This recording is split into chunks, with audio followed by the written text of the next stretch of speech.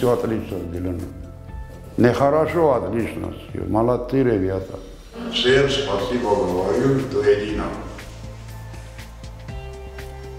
Витаров особенно. И вот министр строительства, который прислал рабочих сюда, он прислал.